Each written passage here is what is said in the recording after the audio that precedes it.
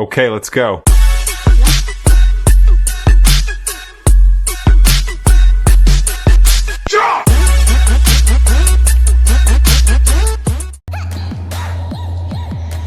Assalamualaikum warahmatullahi wabarakatuh. Perkenalkan, nama saya Tasrifah dengan NIM 236270046. Saya mahasiswa jurusan Sistem Informasi Universitas Islam Negeri Dato Karama Palu. Kali ini kita akan membahas tentang topik menarik yang sangat penting dalam dunia pemrograman, yaitu pemrograman berorientasi objek atau biasa disebut OOP. Di sini saya akan menjelaskan konsep-konsep dasar seperti variabel, kelas, method, object, inheritance, encapsulation, serta setter dan getter. Jadi, teman-teman simak sampai selesai ya.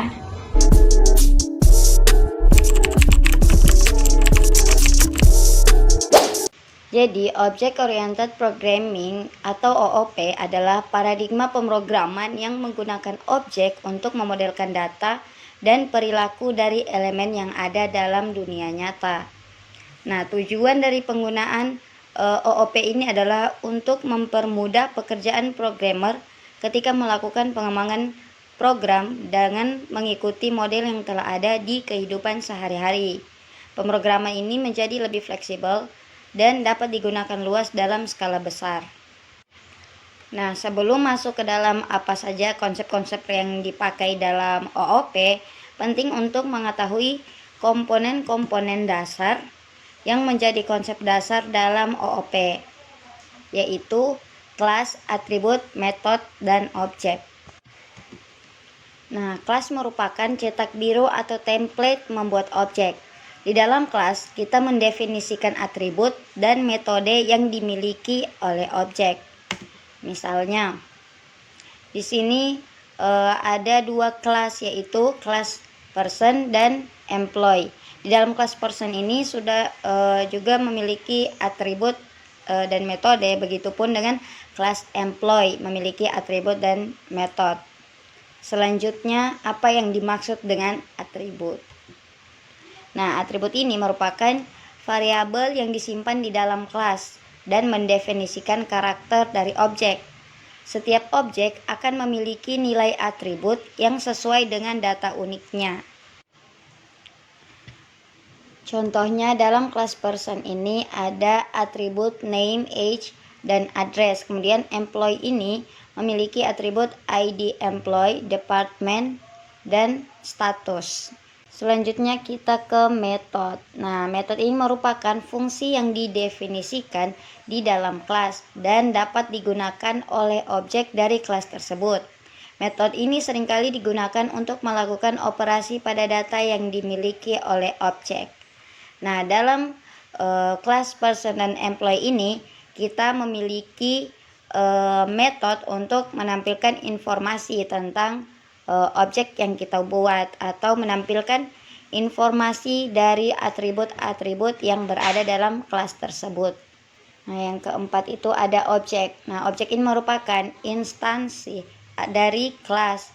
Dengan menggunakan kelas kita dapat membuat objek yang memiliki atribut dan metode sesuai dengan template di dalam kelas tersebut. Nah, misalnya saya membuat objek Tasrifah dan objek Tashi dari kelas person. Nah, dengan objek ini saya bisa memanggil atribut maupun metode yang ada di kelas person ini. Selanjutnya, konsep dasar penggunaan OOP. Di sini saya akan menjelaskan dua konsep, yaitu inheritance dan encapsulation. Nah, inheritance merupakan konsep untuk membentuk kelas baru yang memiliki fungsi turunan atau mirip dengan kelas yang ada sebelumnya. Dan inheritance juga memungkinkan sebuah kelas atau child class untuk mewarisi properti dan metode dari kelas lain. Nah, teknik pewarisan ini ada 3, yaitu parent class, child class, dan super class. Nah, parent class ini juga disebut superclass merupakan kelas yang mewariskan atribut dan metode. Kemudian child class ini juga disebut subclass, merupakan kelas yang menerima pewarisan dari parent class ini. Kemudian super. Nah, super ini digunakan untuk memanggil konstruktor atau metode dari parent class di dalam child class. Nah, contohnya di sini ada kelas hewan yang merupakan superclass. Nah, kelas hewan ini memiliki atribut nama dan umur. Kemudian ada kelas burung, ayam, dan anjing. Nah, kelas burung ini merupakan subkelas dari hewan. Begitupun dengan ayam dan anjing. Di dalam kelas burung ini juga ada atribut jenis paruh. Kemudian ayam ada atribut jenis bulu, dan anjing memiliki atribut kekuatan. Nah, atribut yang ada di atribut maupun metode yang ada di kelas hewan ini bisa diwariskan ke subkelas ini, ke subkelas burung, ayam, dan anjing ini, sehingga kita tidak perlu menulis kode,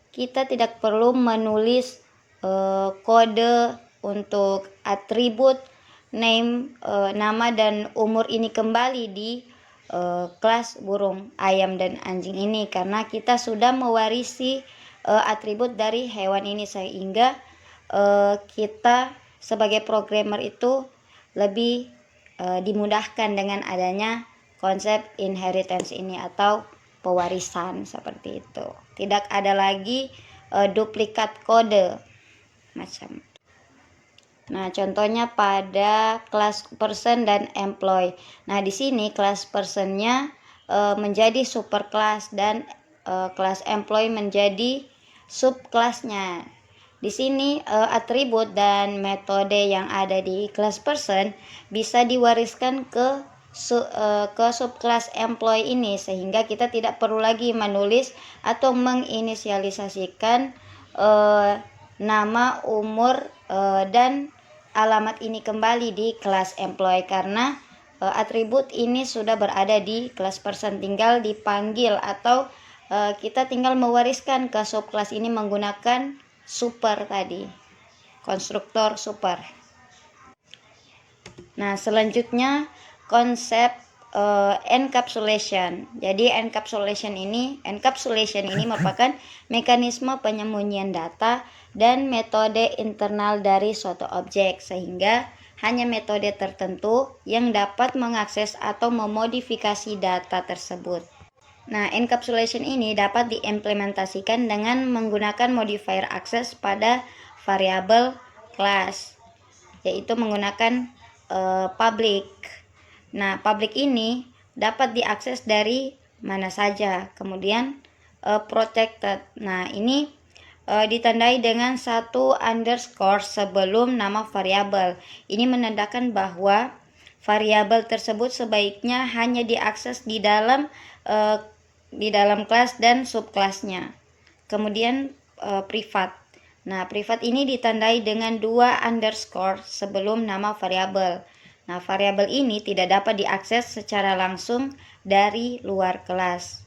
Terus bagaimana cara kita mengakses variabel privat ini dari luar kelas? Nah, caranya itu dengan menggunakan setter dan getter. Nah, metode setter dan getter ini merupakan metode publik yang menyediakan cara untuk mengatur dan mendapatkan nilai dari variabel privat. Nah, untuk lebih jelasnya kita langsung mengimplementasikannya ke dalam kode Python.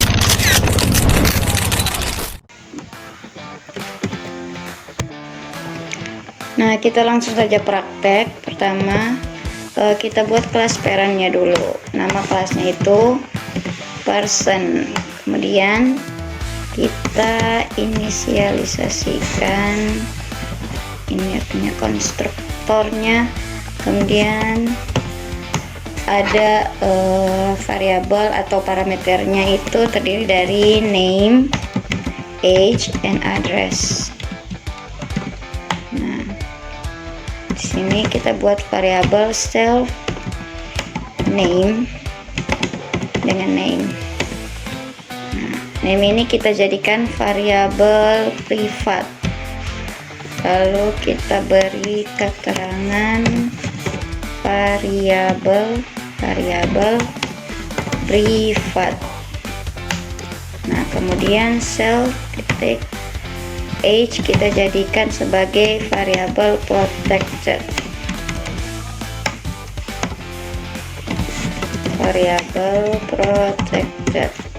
Oke. Kemudian address. Nah, address ini kita jadikan saja sebagai variabel public. Address variabel public. Nah, dalam kelas person ini kita buat sebuah metode untuk menampilkan info. Def menampilkan info.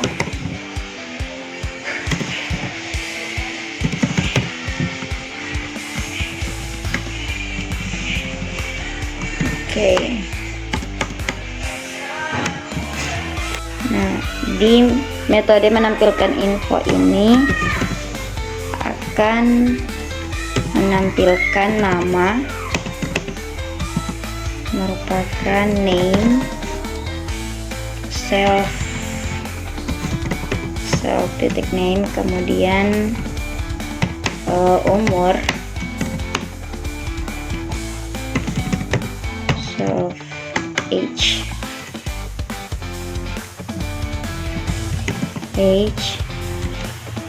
kemudian menampilkan alamatnya di mana, kita variabel address. Oke. Nah, ini kita buat lagi subkelasnya atau kelas turunannya, namanya employee person, karena dia akan mewarisi metode maupun atribut yang ada di kelas person. Kita kasih keterangan biar lebih jelas. Parent class, this is child class. Oke. Kita definisikan dulu unit ya.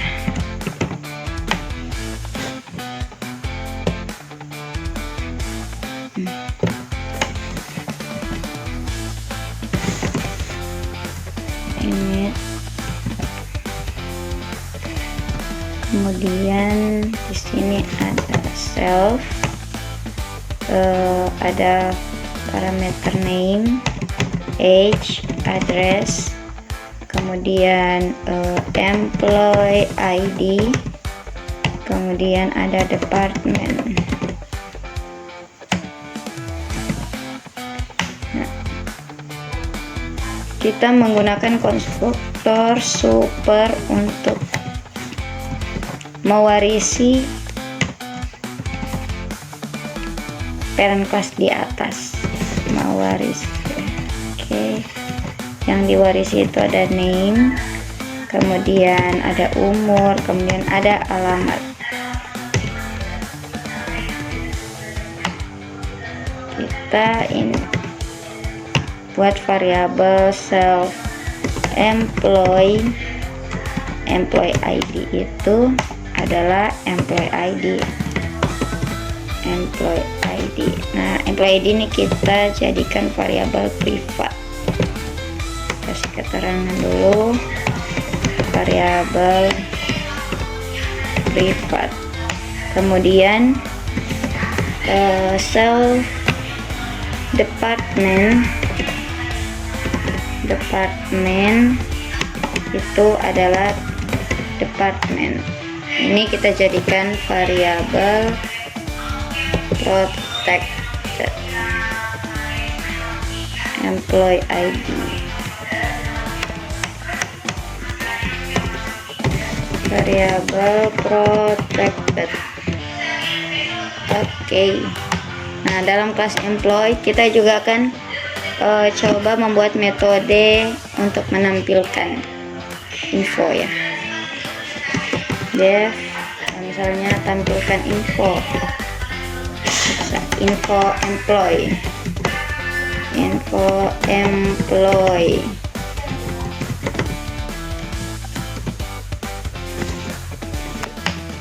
Ini kita akan print misalnya namanya siapa, misal nama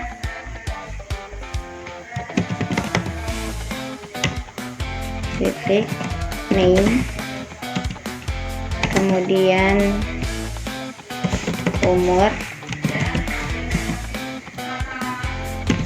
self titik age,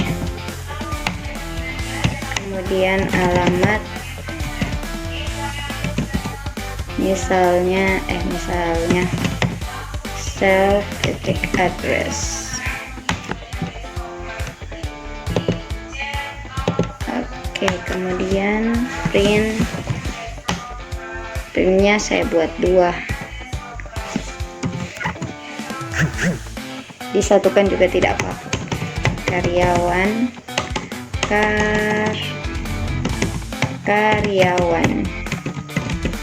karyawan self titik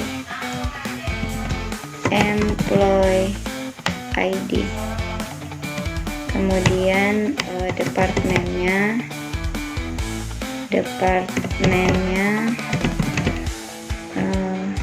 gunakan self titik departemen.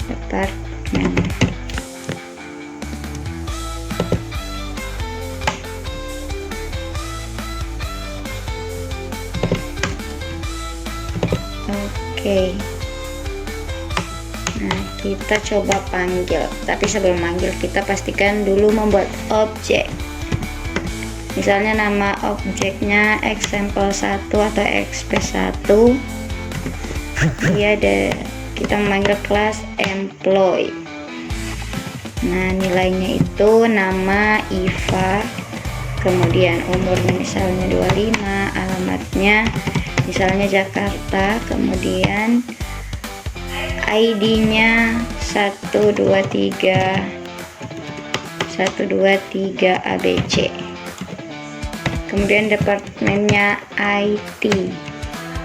Nah, kita coba panggil metode menampilkan info dari class person. Menampilkan info. Oke, coba kita jalankan.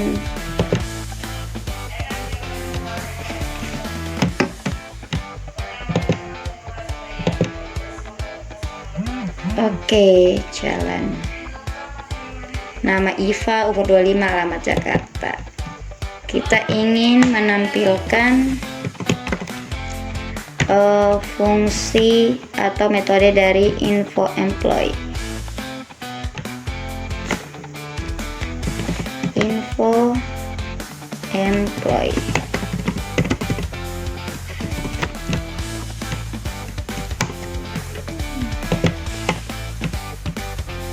Yakin ini pasti error. Nah, kenapa dia error? Karena self name ini merupakan variabel privat. Dan variabel privat itu tidak bisa dipanggil atau diakses secara langsung dari luar kelas. Maka dari itu kita menggunakan setter dan getter. Nah, sini kita buat dulu def get name,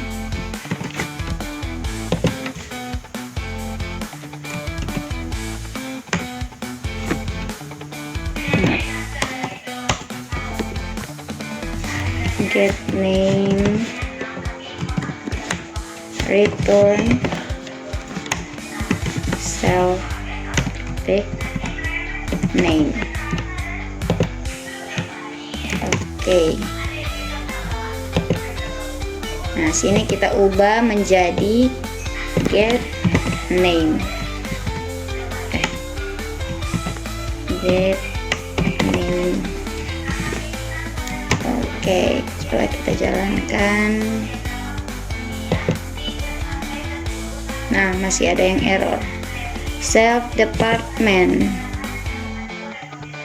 Oh, department. Ini kenapa ada T-nya? Oke, kita jalankan. Nah, ini sudah muncul nama. Ini muncul dari metode menampilkan info. Yang pertama, yang ini. Kemudian yang dua ini muncul dari metode info employee dari sini. Nah, kemudian kita hapus. Kita bagaimana cara menggunakan atau mengaplikasikan setter. Nah, sini saya buat dulu setter dev set name. Kita ingin mengubah namanya nanti di bawah. Set name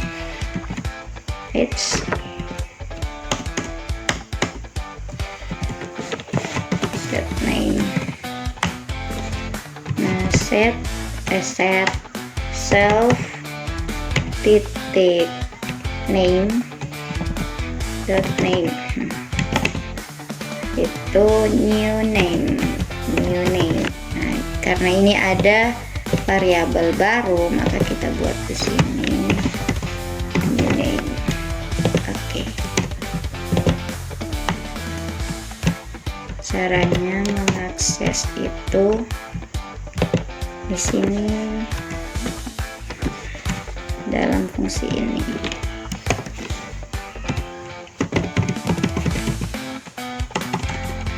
Kita ingin mengubah, nah misalnya mengubah variabel privat melalui setter pada kelas induk. Oke, misalnya sini. Nah, sini self set name kita ubah namanya menjadi misalnya Tasrifa. Kemudian kita buat ceknya get name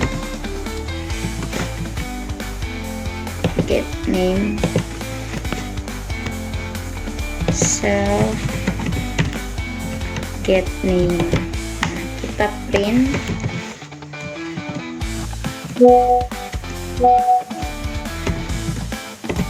nama setelah diubah. Kita panggil oke.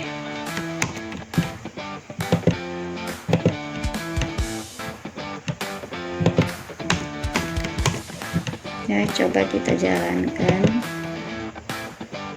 Nah, nama setelah diubah itu menjadi Tasrifa.